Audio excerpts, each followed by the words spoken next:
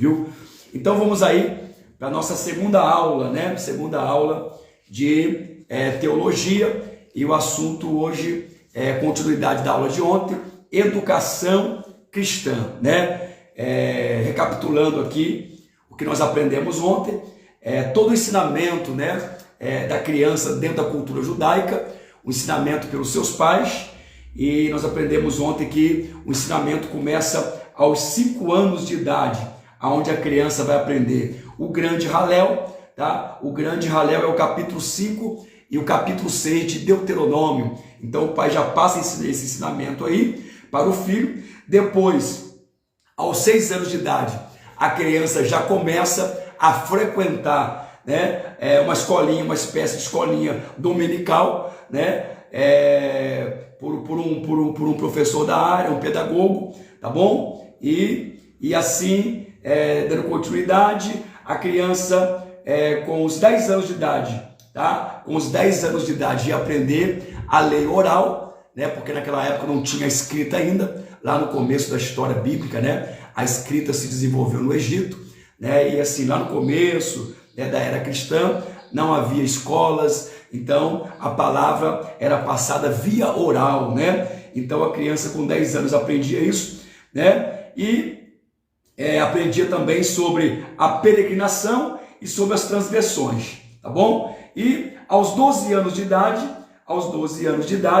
a criança, né, ela já estava apta, né? Aos 12 anos de idade, eram obrigados a aprender a peregrinação. 12 anos, foi por isso que Jesus aprendeu ali sobre a peregrinação, porque o próprio Jesus, né, junto com Maria e José, tiveram que vivenciar isso, faz parte da cultura nômade, né, de Israel. E aos 15 anos de idade, né, era a época que os pais interessados, tá, e com certos recursos, destinavam os filhos a ser doutores da lei, tá? E para tal era necessário frequentar a célebre escola do templo. Então, aos 15 anos de idade, o pai levava os filhos para o templo. Se o pai entendesse que o filho tinha um chamado, né, para ser um doutor, ele já destinava o seu filho às escolas que existiam dentro do templo, tá bom? Então vamos lá, recapitulando aqui a lição de ontem. Hoje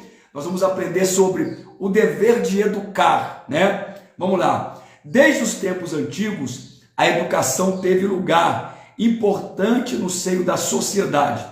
A educação dos filhos pelos pais foi uma das determinações de Deus mediante a lei de Moisés. Vede, tenho-vos ensinado estatutos e juízos, como me ordenou o Senhor meu Deus, para que pratiques na terra em que ides entrar a possuir. Deuteronômio capítulo 4, versículo 5, já era uma ordem de Deus, uma lei mosaica, para que o povo observasse a lei e os ensinamentos da palavra de Deus, tá? Deuteronômio 4, versículo 10 diz assim, ó: ajunte-me o povo para que eu os faça ouvir as minhas palavras e aprendam a temer todo o tempo em que viverem na terra, e as ensine aos seus filhos. Então aqui, mais uma importância, né? Deus alertando, Deus ensinando, o dever dos pais a ensinarem os seus filhos, porque o temor a Deus vem através do conhecimento. Não há como eu temer a Deus se eu não tiver conhecimento de quem é Deus. Então o temor a Deus vem através do conhecimento. Então era uma ordem de Deus a Moisés, para que Moisés ensinasse ao povo e trouxesse aos pais a responsabilidade de ensinar os seus filhos, né? Moisés reuniu o povo e lhes disse que o Senhor, seu Deus, ordenou que lhe ensinasse os seus preceitos e que esses deviam ser observados com critérios e diligência, tá? Deuteronômio capítulo 6, do versículo 6 ao 7, diz assim, ó: estas palavras que te ordeno estarão no teu coração, tu as inculcarás aos teus filhos, né? Ou seja, inculcarás nos dá a ideia de colocar na mente, né? De inculcar, de colocar na cabeça, de frisar bem na mente das crianças, para que elas possam aprender e guardar a palavra do Senhor, né? E os teus filhos, e delas falarão, assentado em sua casa, andando pelo caminho, né? Deitando-te e levantando-te. Ou seja, não existia uma regra específica, né? Ou um lugar determinado. A lei de Deus era que inculcasse, colocasse na mente das crianças, e nós aprendemos na aula de ontem que dentro da cultura hebraica, a casa muitas das vezes só servia para dormir, né? E os ensinamentos dentro da cultura hebraica era ensinado pelo lado de fora, muitas vezes sentado no jardim, muitas vezes sentado pelo lado de fora, né? Então não existia regra, não existia, né, um lugar determinado. E a Bíblia diz que você poderia ensinar no caminho, poderia ensinar deitado, né? Ou até mesmo no momento que estivesse levantando-se, né? Então isso mostra que a todo tempo temos que ensinar os filhos os preceitos de Deus, né? Também atarás na tua mão, olha só, por sinal, e tecerão por faixa entre os teus filhos. Deuteronômio capítulo 6, versículo 8. E as escreverás nos umbrais da casa e nas portas. Então, no Antigo Testamento, dentro da cultura de ensinamento, era se colocado algumas fitas, né, com leis, com versículos da palavra de Deus nos braços, né, das crianças, para que sempre que elas pudessem, elas estariam recitando, né, ou estariam lendo aquelas faixas, né, aquela, como é que se diz? Aquela faixa que era colocada nas mãos, né, com algum versículo, com algum trecho da palavra, para que as crianças aprendessem, né, a Torá, ou seja, o Pentateuco, os 5 primeiros livros da Bíblia, né? Então nós vemos aqui que Deus sempre se preocupou com a importância do ensinamento, né? E dentro da educação cristã, dentro desse conceito de educação cristã, nós aprendemos que a educação é verdade, a educação vem de casa. Se você não ensina o teu filho, né, o caminho que se deve andar, a Bíblia diz que ele vai se desviar dele. Amém? E qual é o resultado, né? Porque tudo aquilo que nós passamos, que nós ensinamos, nós como pais, nós queremos ver um resultado, ter um resultado daquilo que nós ensinamos. Então o resultado dessa instrução é a seguinte: para que se multiplique os vossos dias e o de vossos filhos na terra, que o Senhor, sob juramento, prometeu a dar aos vossos pais, como numerosos são os dias em que o céu permanece sobre a terra. Então, nós aprendemos aqui que a obediência à palavra de Deus, nós aprendemos aqui que a observância, né, não só observar, mas você também cumprir, né, e os filhos e os pais, isso faz com que os filhos e os pais pudessem viver mais, né, sobre a face da terra. Então o que eu aprendo? Eu aprendo que a minha longevidade, que o meu tempo de vida da terra está determinado mediante ao meu conhecimento e prática da palavra de Deus. Deuteronômio capítulo 11, versículo 21. Amém? Vamos ver aqui Deuteronômio, vamos lá. Deuteronômio, vamos ver o que a Bíblia diz aqui, tá, irmãos? É o que a Bíblia está dizendo, Deuteronômio 11, 21, olha só, o que a Bíblia diz? Olha, que o meu tempo de vida na terra está relacionado à minha prática. Olha só que interessante, né? 11, 21, vamos lá, 11, 21, ó, para que se multiplique os vossos dias e os dias de vossos filhos da terra, que o Senhor jurou aos vossos pais lhe dar, como os dias do céu sobre a terra. Olha que interessante. Então eu aprendo que o meu tempo de vida, quer viver bastante sobre a terra, né? Não só observe, mas pratique a palavra de Deus. A própria Bíblia ensina, né, os filhos que filho que honra pai e mãe prolongará os seus dias de vida sobre a terra. Amém? A educação secundária depende muito da educação primária. Amém? Então a educação primária, ela é a base, né? É aquilo que o teu filho vai aprender dentro da tua casa, educação primária. E a secundária é aquilo que a educação primária vai preparar, né, um cenário para ele, né? Se o teu filho ele foi bem educado no seu lar, na tua casa, com certeza, né, a educação secundária que vai vir nas faculdades, nas escolas, no trabalho, né, com certeza a base do ensinamento, a base, né, da educação, ela vai estar bem aplicada. Por quê? Porque teve educação primária, né, lá atrás, no começo, quando o pai e a mãe ensinou, tá bom? A vida adulta, ela é o reflexo de uma vida de criança. Olha que interessante, né? Isso aí, até mesmo dentro da psicologia, né? E dentro da psicanálise, eu também sou formado em psicanálise clínica, então eu aprendo que a vida do meu filho, ela reflete muito daquilo que eu sou, tá? Então aí já é um conceito de psicologia e de psicanálise clínica, tá? Então é um reflexo, né? Se você é um bom pai, o seu filho será um bom filho. Se você dá exemplo, né, para o seu filho, ele terá você como um bom exemplo, né? Ou vice-versa, tá bom? Então, a educação não é socorro de última hora, tá? Ou seja, não tem como, né, o teu filho aprender algo de última hora. Ele vai praticar aquilo que ele aprendeu a vida toda enquanto você estava ensinando ele dentro do teu lar, tá? Ela é uma espécie de adubo que prepara a terra para que as flores e os frutos, olha só que metáfora, né? Aqui é uma linguagem figurada, né? É uma metáfora. Então, a boa educação, ela é como a boa educação aos filhos, ela é como um adubo que vai preparar a terra para que as flores e os seus frutos venham produzir, né? Por isso Deus ordenou que os pais ensinassem os filhos a andar nos caminhos retos,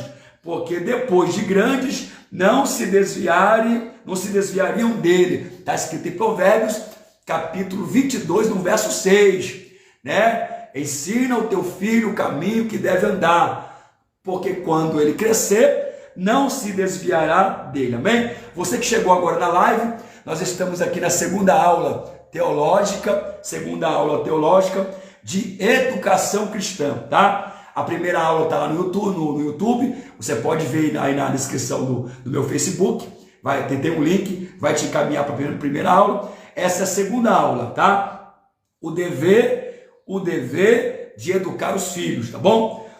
Quando começa a educação da criança? Né? Me responde aí na live. Quando é que começa vamos interagir um pouquinho aqui. Quando é que começa a educação da criança, na sua opinião? Vamos lá. Perguntou alguém a Napoleão Bonaparte, 20 anos antes do seu nascimento. Respondeu o grande estrategista: a educação do educando começa com os educadores. Olha que interessante. A educação do educando começa com os educadores. Ou seja, o princípio da tarefa do educando começa com a educação do educador, né? Então a educação do teu filho começa com a sua educação, né? Então, se você é uma pessoa educada, se você vai ensinar o teu filho, né, os preceitos da palavra de Deus, do respeito, né, aquela coisa do bença pai, bença mãe, né? Eu aprendi assim, né, irmão? Sempre respeitei, né? Claro que toda criança sempre dá trabalho para os seus pais, dei um pouquinho sim de trabalho para minha mãe, mas aprendi, né, irmãos, a educação, o respeito, o bença pai, o bença mãe, o bença tio, né? E isso me agregou muito, graças a Deus. Amém? Então, ninguém pode dar aquilo que não tem. Olha só, né? Ninguém pode dar o que não tem. Quem não for instruído não pode instruir. Mas isso aqui é importante demais. Essa semana eu venho batendo muito nessa tecla, tá? Ninguém pode dar o que não tem. Claro que você não vai cobrar de alguém que não tem educação. Como que ele vai dar educação para os seus filhos, né? Nós só podemos dar aquilo que nós temos, né? Por exemplo, é o caso do pregador, né? O pregador, ele só pode pregar aquilo que ele vive, aquilo que ele tem, né? Eu só posso dar aquilo que eu tenho. Então, se eu tenho, eu posso dar. Se eu não tenho, né? Essa lei aí é muito fácil de entender. É a melhor maneira de ensinar é viver o que ensina. Olha só, outra importância. Para me ensinar, eu tenho que viver o que eu ensino, né? Eu sei que na teoria é muito fácil, né? Muito fácil falar, né? Agora, temos que viver também na prática. É igual nós vemos aí muitos pregadores, né? Muitos pastores, né? Que na teoria é uma maravilha, mas na prática, quando você vai ver, quando você vai observar, não vive aquilo que prega. Então, eu sempre digo uma coisa para os meus alunos: melhor do que pregar é viver aquilo que você prega, tá bom? Então, é desse jeito aí, você tem que viver, né, aquilo que você ensina, né? Ensina com autoridade, porque olha só que interessante, quem tem para passar, ensina com autoridade, porque ensina o que vive, né? Quem vive o que ensina, ensina com autoridade, com ousadia. Por quê? Porque não tem como alguém olhar para a vida dele e dizer: olha, mas ele não vive isso. Então você pode observar, toda pessoa que prega com medo, toda pessoa, né, que não tem como ensinar o filho, não tem autoridade sobre os filhos, por quê?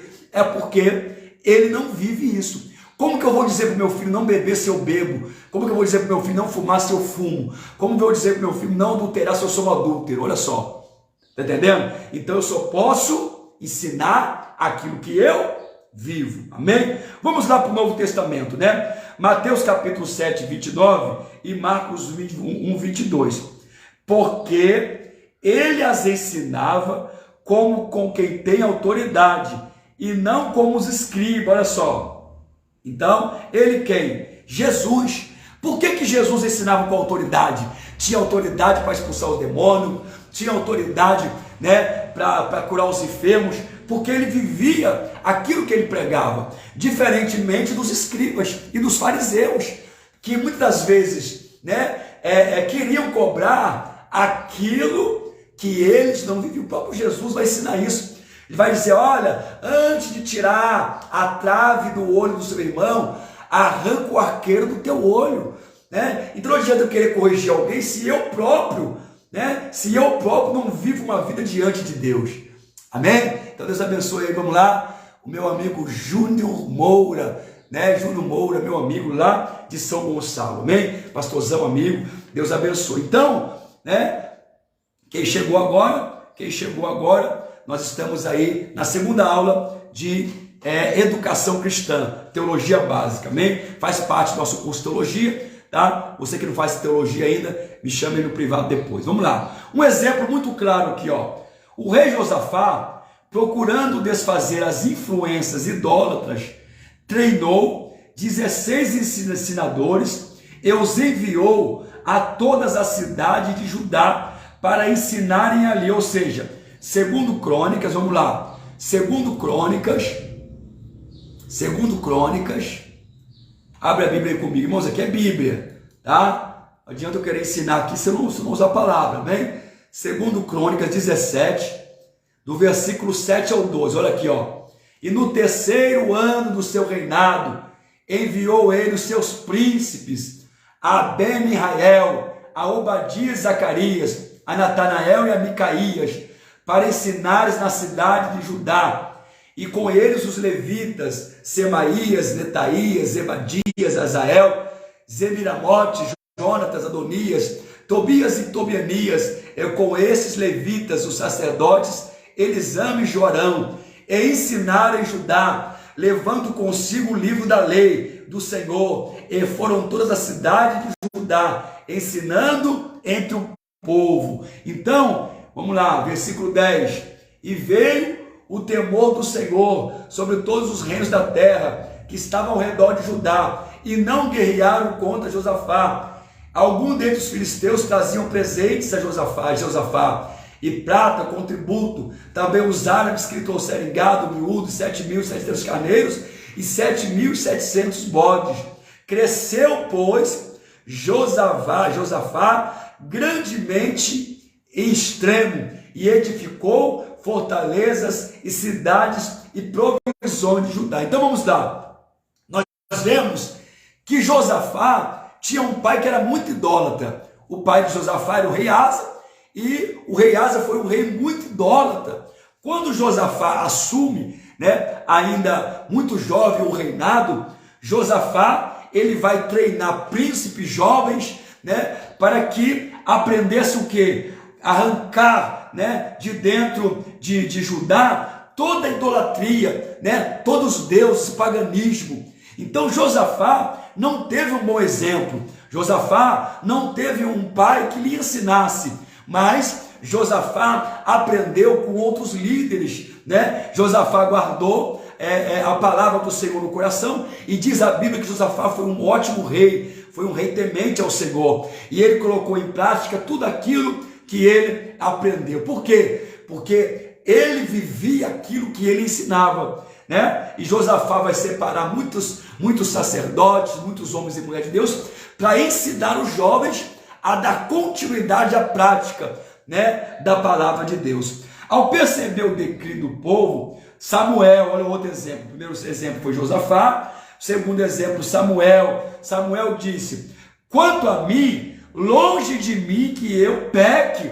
Olha a preocupação, contra o Senhor, deixando de orar por vós, e eu vos ensinarei o caminho bom e direito. Ao contrário, né, de Josafá, Samuel, apesar de ter ser ensinado pelo rei, né, ser ensinado por Eli, pelo sacerdote Eli, Samuel também não teve um bom exemplo, tá? Mas Samuel foi criado dentro do templo, né? Com todas as falhas de Eli, né? Samuel sim pôde aprender alguma coisa, mas Eli não foi um bom exemplo também. Por quê? Porque Eli era conivente ao erro dos filhos, né? A Bíblia diz que ele tinha filhos, e os seus filhos, né, pecaram contra o Senhor, adulteraram, profanaram o templo. Ofni e Finéias, né? Lembrei aqui o nome dos dois filhos de Eli. Então, Samuel, né, escolheu, presta atenção, irmãos, né?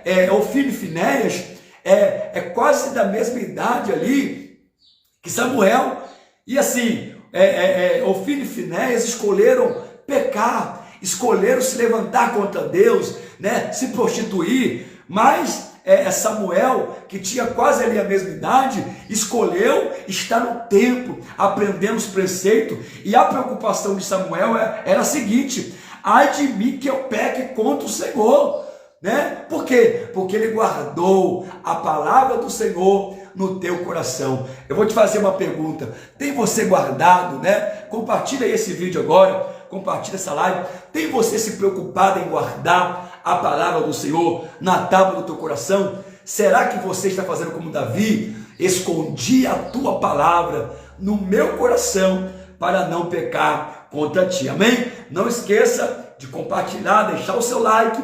Amém? Compartilhe esse vídeo, tá? Porque esse vídeo, essas lives serão uma sequência aí de mais ou menos aí umas 15 matérias dentro da teologia que eu vou estar ensinando para vocês aqui, tá bom? Se você quiser ter os livros, tá? Se você quiser ter o site para você poder acompanhar e fazer as provas e receber o seu certificado no final do curso, entre em contato comigo e se matricula aí no Instituto Teológico Gamaliel. Eu sou o diretor da escola de teologia que mais cresce no Brasil. Amém? Vamos lá. Um outro resultado positivo em resposta ao ensino, tá? Que ocorreu, nós estamos falando de resultado. Ou seja, quando nós ensinamos e educamos nossos filhos, nós vamos colher os resultados.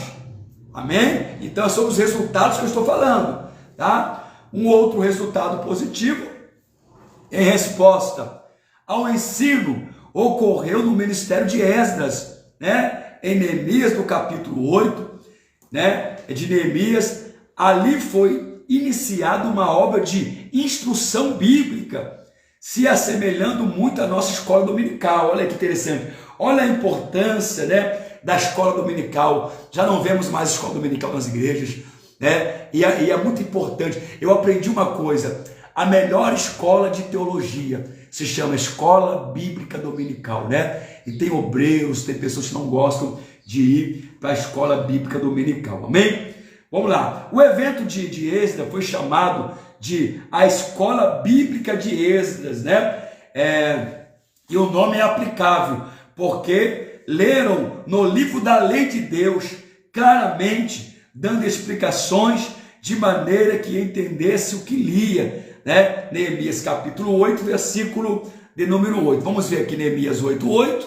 Neemias 8:8. Olha o que diz aqui. Amém? Você que gosta de Bíblia, nós vamos passeando aqui pela palavra de Deus, né? Neemias capítulo 8. Vamos lá. Estou abrindo aqui. Tá? Neemias capítulo 8. Neemias capítulo 8, no versículo 8, tá? Olha o que diz aqui, ó.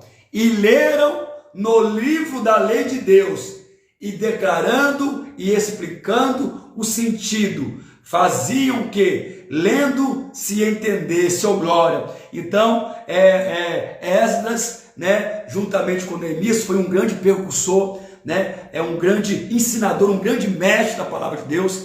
Quando acharam um pergaminho que havia perdido uma parte da Torá, diz a história que Esdras reuniu o povo na praça, e quando ele ia ensinando e pregando a palavra, houve um grande avivamento, de forma que as pessoas choravam, que as pessoas lembravam de Deus. Que coisa linda! A palavra ainda é o melhor, ainda é e sempre será o melhor meio de avivamento. Quem promove o avivamento na nossa alma é a palavra de Deus. Oh, glória a Deus, né?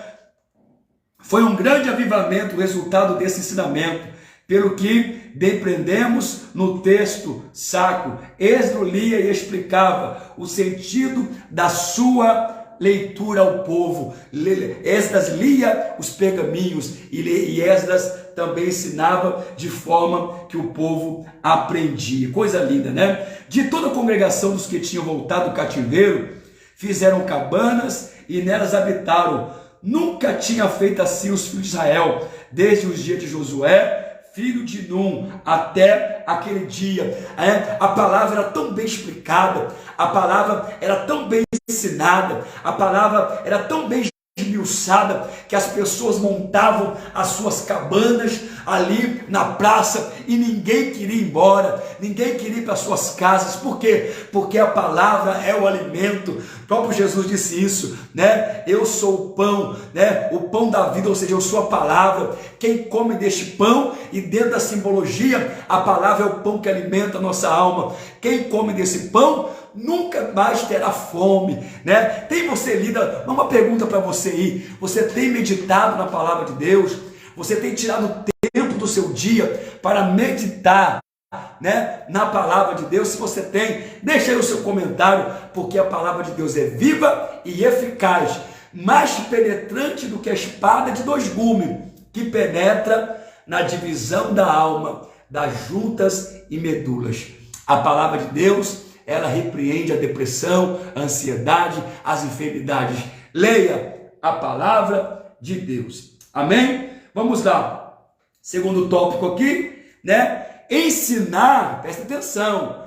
Ensinar é um mandamento. Presta atenção, tá? Se você não está ensinando, você está deixando de cumprir o mandamento. Provérbios capítulo 38, Provérbios 22, tá? No versículo 6 já foi citado aqui.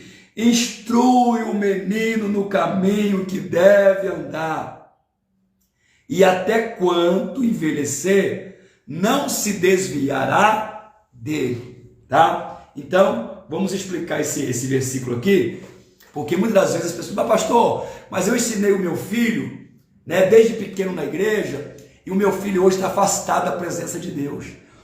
O se desviar aqui, irmão, se desviará dele, tá? Ele não se desviará, ou seja, por mais que o teu filho foi criado na igreja e hoje está fora do evangelho, mas há uma semente plantada no coração dele. Ele já conhece o caminho. Já percebeu aquela pessoa que ela dirige, e muitas vezes ela está acostumada com aquela rota, e de repente, por algum momento, algum descuido, ela se perde na rota.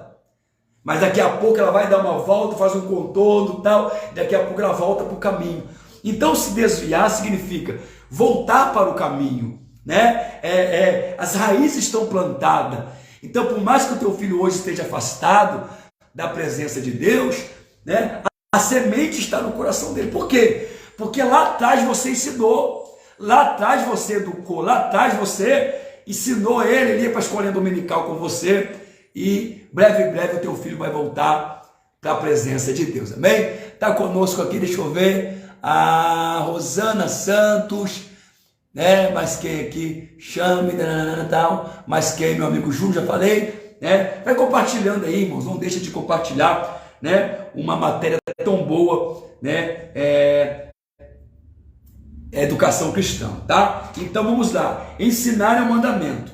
Mateus capítulo 38, no verso 19 e 20, diz assim, ó, portanto, ide e fazei discípulos de todos os povos, batizando-os em nome do Pai, do Filho e do Espírito Santo, ensinando-os a guardar todas as coisas que eu vos tenho nos mandado. Então, uma das principais, uma das prioridades, né, na vida dos discípulos, e evangelho é exatamente isso, é você ir fazer discípulo. Isso é o evangelho. Ide, fazei discípulos e ensinando-os a guardar todas as escrituras. As igrejas não têm mais feito discípulos, não tem mais evangelizado, não tem mais saído das ruas para evangelizar, né? Então, irmãos, a ordem de Deus, né? Uma ordem singular, uma ordem pluralizada, né? Da forma que você vê, uma ordem imperativa de Jesus, né? Para a igreja era, né? Ide e fazei discípulos. Pastor, qual é a missão da igreja na terra? É uma só.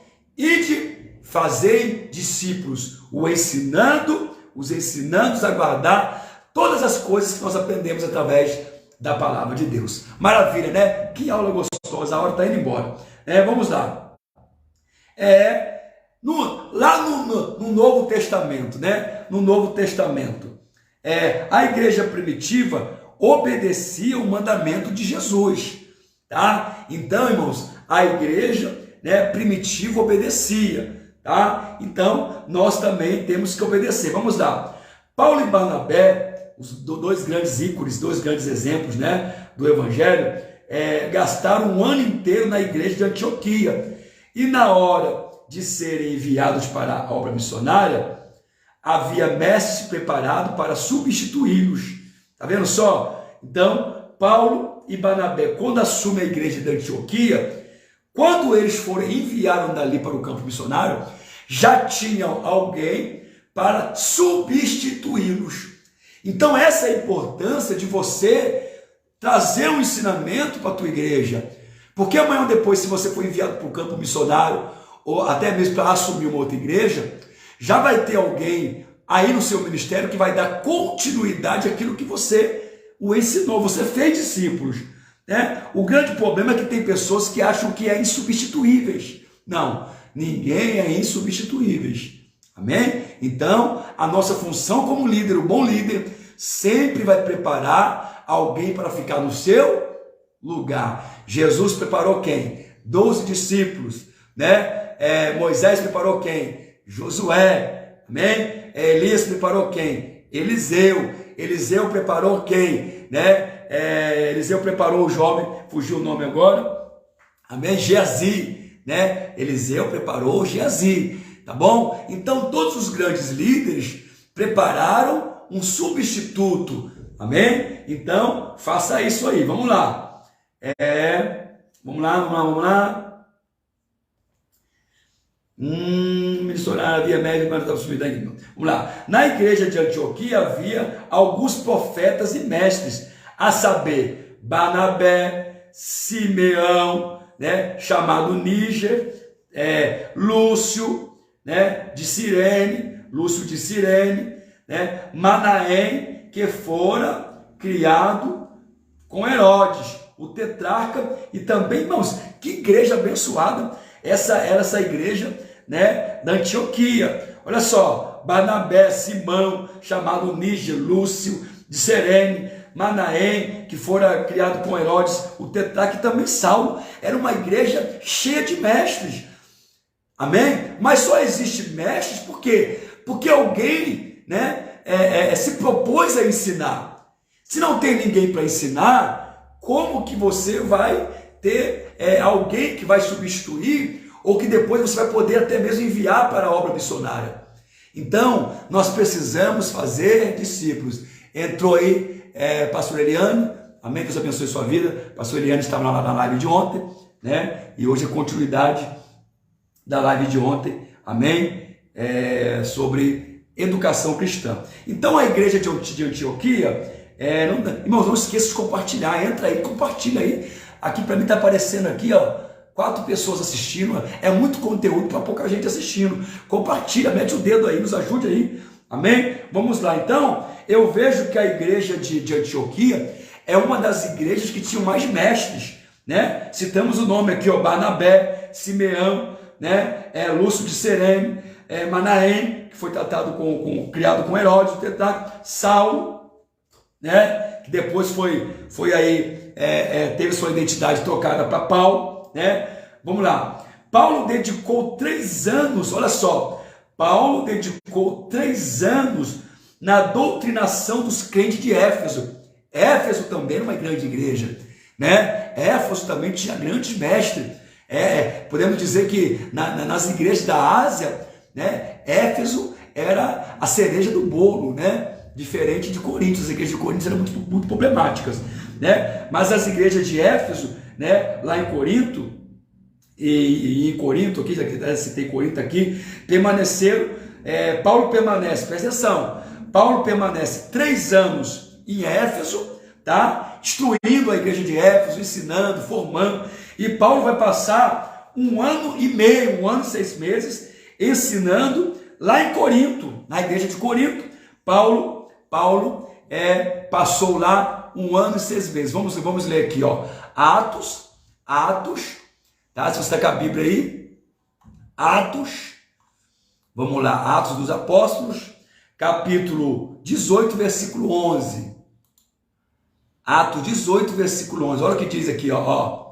E ficou ali 1 ano e 6 meses ensinando entre eles a palavra de Deus. Então, Paulo ficou 1 ano e 6 meses, anota aí, 1 ano e 6 meses na igreja de Corinto, tá bom? Na igreja de Corinto, amém? Ensinando a palavra de Deus. Ó, Atos 13, 1, vamos lá. Atos 13, 1. Vamos ver aqui, Atos 13, 1. E na igreja que estava em Antioquia, havia alguns profetas e doutores. Olha só, Paulo formou doutores ali, a saber, Barnabé, Simeão, chamado Níger, Lúcio Cireneu, e Manaém, que fora criado com Herodes tetrarca, e também Saulo. Então, Antioquia era uma igreja de grandes mestres, também como Corinto, né? Amém? Vamos lá. A igreja apostólica levava a sério as determinações de Jesus, e por causa disso, ela crescia assustadoramente, né? Por que a igreja crescia? Porque tinha ensinamento, porque tinha a palavra de Deus. Nós precisamos aqui, eu quero abrir um parênteses aqui e dizer para você, pastor, para você que está nos ouvindo, nós precisamos voltar, né, a pregar a palavra. O que traz crescimento às nossas igrejas, tá? É palavra de Deus, é avivamento. Não é, a gente às vezes acha, porque, né, eu vou lá porque lá tem curado, lá tem corinho, lá tem revelação. Não, a maior revelação é a palavra de Deus.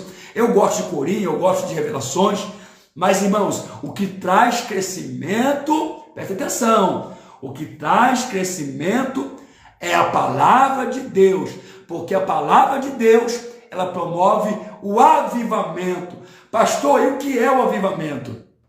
É a mudança de dentro para fora.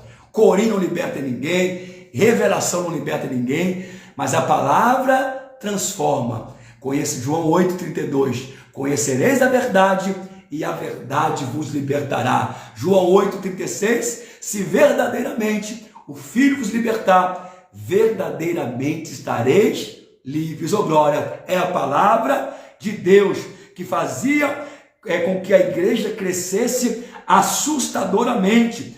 ao ponto de incomodar, né, o sistema religioso. Por que a igreja hoje muitas vezes não incomoda mais? Porque as igrejas não crescem mais, né? Desculpe-me, senhoras e senhores, né, que estão me assistindo aí, me assistindo essa live. As nossas igrejas não crescem mais.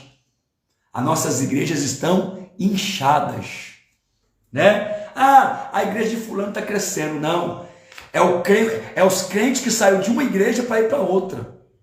É o grupinho que saiu daqui para ir para cá, né? Século 21 tá isso aí. É um grupinho que sai de uma igreja, vai para outra. Daqui a pouco esse grupinho sai de uma igreja, vai para outra. Daqui a pouco esse grupinho levanta um pastor ali, sem preparação nenhuma, monta uma igreja. E é assim que tá essa bagunça, tá? Então, né, nós não incomodamos mais o sistema. Por quê? Porque não tem crescimento. As almas não estão se rendendo, porque não se tem mais palavra, mais ensinamento. Amém? Presta atenção. Após o concílio do Sinédrio ter expressamente proibido os apóstolos, tá, de ensinarem, né, não cessavam de ensinar e pregar a Jesus, tá? Houve um concílio no Sinédrio, né? Houve ali algumas leis ali estabelecidas para fazer com que os discípulos, os apóstolos parassem de pregar, entendeu? Mas eles não paravam de pregar, ainda, né, que estivessem sujeitos até mesmo morrer, mas eles não paravam de pregar.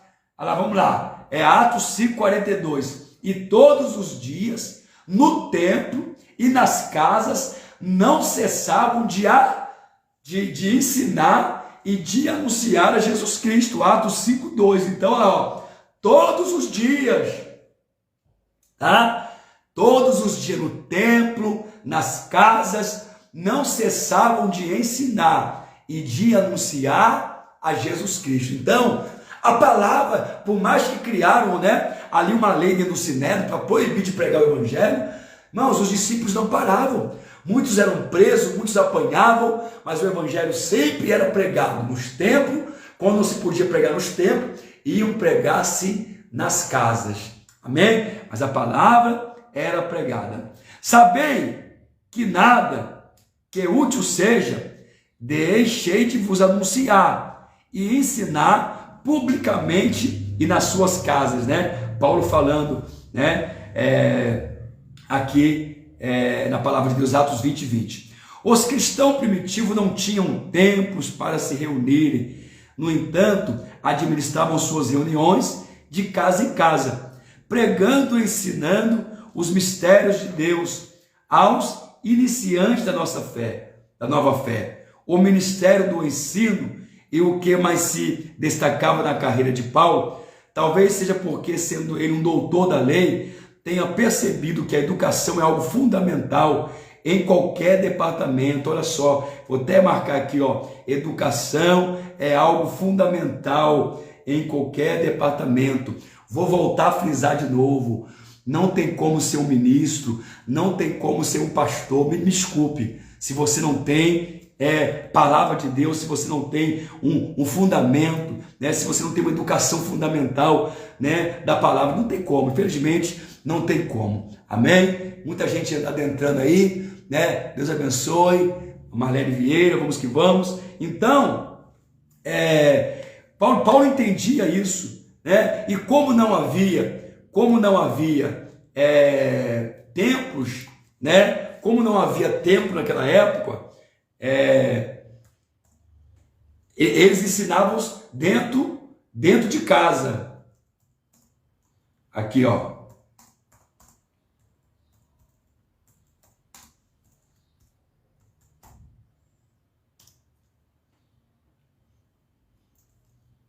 Vamos lá.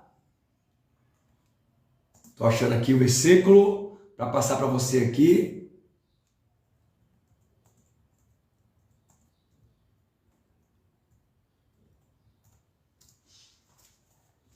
Então, como não tinha,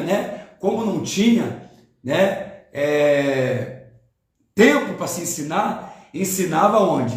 Nas casas. Atos vai dizer muito bem isso, que a igreja crescia porque tinha algo de comum. Então eles se reuniam nos seus lares, né? Então nós vamos ver aqui, ó, vamos falar um pouquinho sobre tempo, sobre criação de tempo, né? O primeiro templo construído lá no Monte Moriá pelo rei Salomão, né, tendo sido destruído pelos babilônicos no ano 586. Lembra essa passagem? No ano 586, quando Nabucodonosor invade Jerusalém, leva consigo os cativos, né?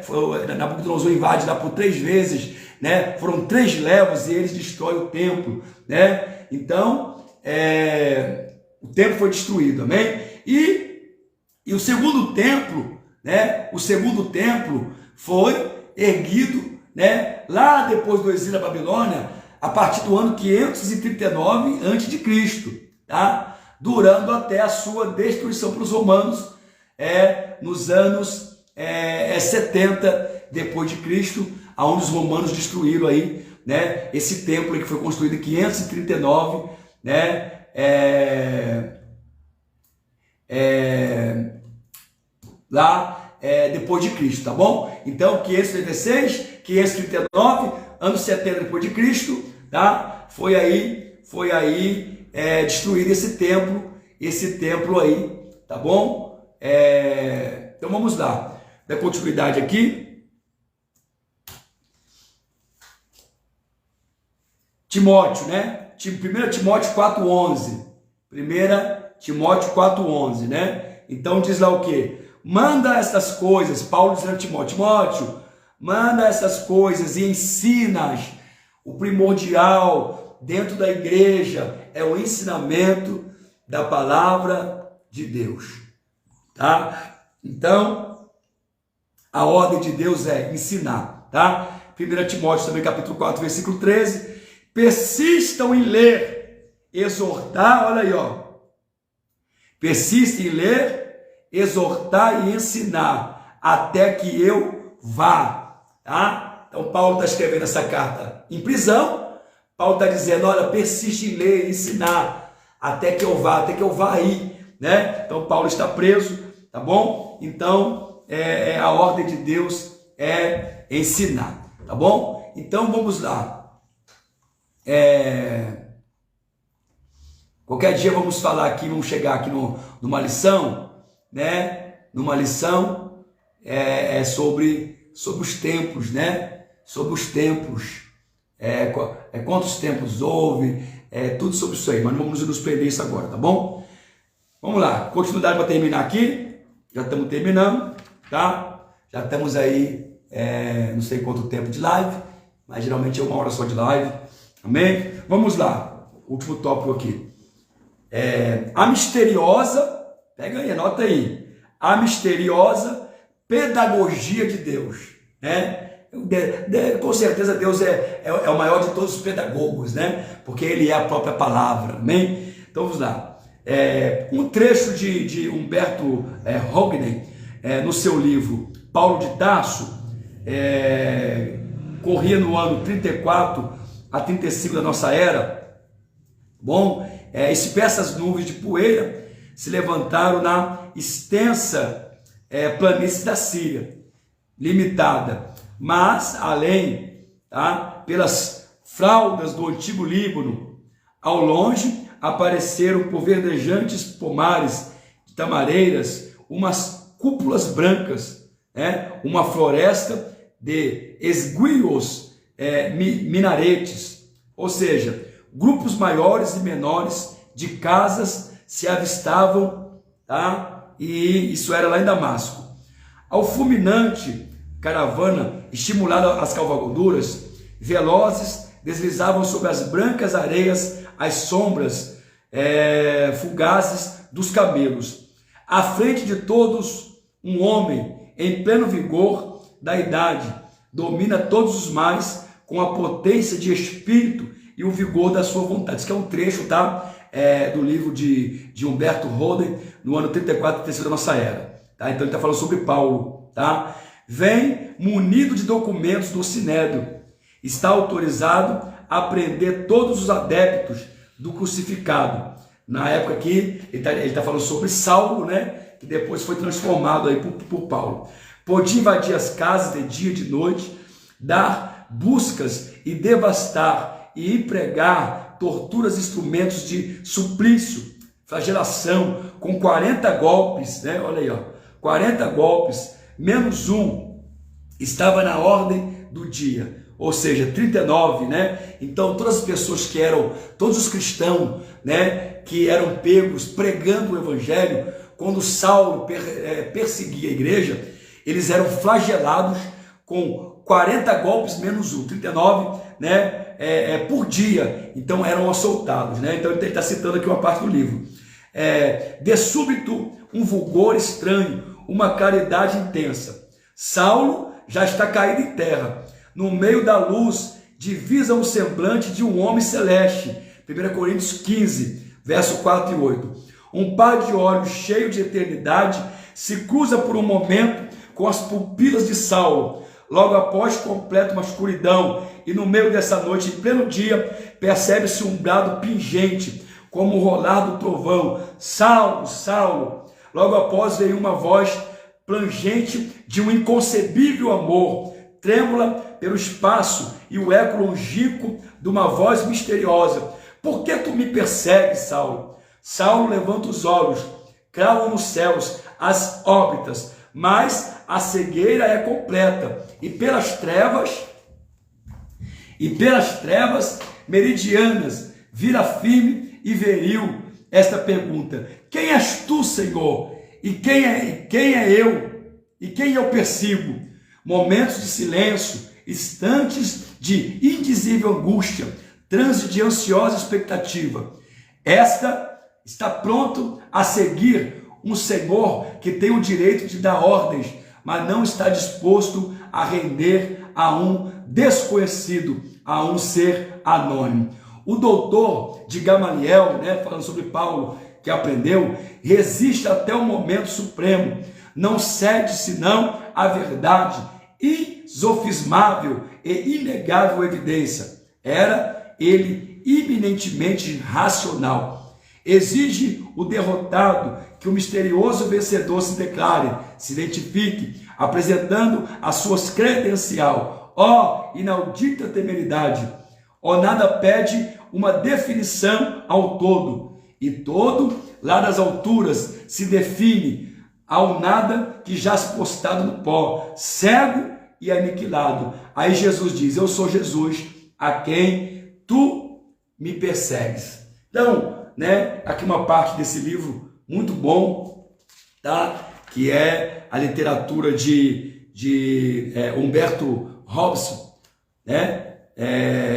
Do ano 34, 36 nossa era, que conta, que narra a história de Saulo. Quem foi Saulo e quem se tornou, né, Saulo e Paulo, né? Então, nós vamos ver que depois que Saulo se converte após essa história que nós lemos, ele vai para a casa de Barnabé, né? Para a casa de Barnabé, e ali a casa de Ananias, né? Casa de Ananias, tá? Barnabé não, casa de Ananias. E ali Ananias vai, né, instruir e ensinar. Embora Saulo fosse uma pessoa muito que trazia muito medo às pessoas, Deus apareceu a Ananias e disse: olha, vou te enviar um homem aqui na sua casa para você cuidar dele. Quando Ananias soube que era Saulo, Ananias tremeu as pernas. Mas Deus disse a Ananias: olha, Saulo é para mim um vaso escolhido, porque a minha palavra adentrou o seu coração. Então, aquele que era perseguidor, agora vai passar a ser perseguido, né? E vai passar a ser um mestre, né, da palavra de Deus. Mas, antes disso tudo, ele vai se tornar o quê? Né? Irmão Saulo, pela primeira vez, tal, aquele conhecimento ali com Ananias. Depois ele vai se tornar um aprendiz, tá? Sentado em um primitivo banco, tendo Saulo aos pés de Ananias, falado dos mistérios de Deus, instruído Saulo na toda a verdade. Saulo ainda estava com o mandato de prisão no bolso, mas a ordem de prisão partida do céu era mais poderosa que a do Sinédrio de Jerusalém. Desde então, Paulo se considera prisioneiro de Cristo. Atos 6, 27. né? Então nós vemos que a base, né, a base do discipulado de Saulo, que depois, né, passamos a chamar de Paulo, porque Saulo tinha duas nacionalidades, era judeu de nascença e também romano, né, por cidadão, por ter conseguido aí se tornar um cidadão romano. Então nós vamos ver que quando o Saulo se converte, né, Saulo não vai sair por aí pregando, abrindo igreja, igual muitos estão fazendo. Saulo vai, embora já fosse conhecedor da lei, aprender aos pés de Gamaliel, do mestre, Paulo vai ter a humildade para se assentar nos pés de Ananias, né? E ali vai aprender a palavra de Deus. Então, irmãos, nós temos que aprender, sentar para aprendermos, para que possamos depois ensinar. Amém? Então, vamos lá. Eu vou encerrar aqui, tá? Eu vou encerrar aqui e para não ficar muito longo esse vídeo, amanhã estaremos falando sobre, né, Filipe e o eunuco, né? Ainda dando continuidade aqui sobre a importância de se pregar o evangelho, a importância da educação cristã dentro dos lares, nas igrejas, né? Aonde você estiver, não perca tempo, pregue a palavra de Deus, ensine a palavra de Deus. Amém? Espero que você tenha gostado, né, desta live, tá bom? Espero que você tenha gostado. Pastor, como é que eu faço para poder fazer um curso de teologia reconhecido, com reconhecimento? Entra aí no meu Facebook. Ontem foi nossa primeira aula. Tem um link aí no meu Facebook, tá? Entra aí que você vai ver. Vai te direcionar lá pro YouTube. Entra lá, compartilhe, deixa seu like, não esqueça, tá? Você vai, porque esse vídeo aqui do Facebook também vai depois já para o YouTube, tá bom? Então, irmãos, compartilhe esse vídeo para que você possa receber mais conteúdos, né? Aí da sua casa, aprendendo a palavra de Deus. Então, se você quiser fazer um curso de teologia, presta atenção. A matrícula do curso, irmãos, somente R$60 a matrícula.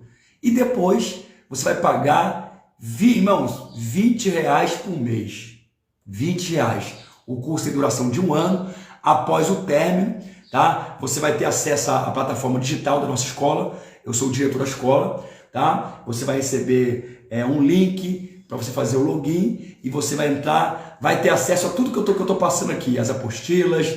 E no final, né, de cada matéria você vai fazer uma prova, tá? E duração de 1 ano. Depois de 1 ano, irá receber certificado e a credencial, né, a carteirinha do estudante do Instituto Teológico Gamaliel, tá? Juntamente aí com a convenção de pastores da Assembleia de Deus, Convenção Conadeb, pela qual também eu sou presidente dessa convenção, tá bom? Então, se você gostou, compartilhe esse vídeo, deixe o seu comentário aí, né? É muito bom para o nosso trabalho, é tão gratificante, né? A gente ouvir as pessoas dizendo, né? Pastor, eu gostei, foi muito bom, eu aprendi, olha, eu aprendi isso, aprendi aquilo outro. Então, por favor, deixa aí o seu comentário, deixa aí, tá? Se você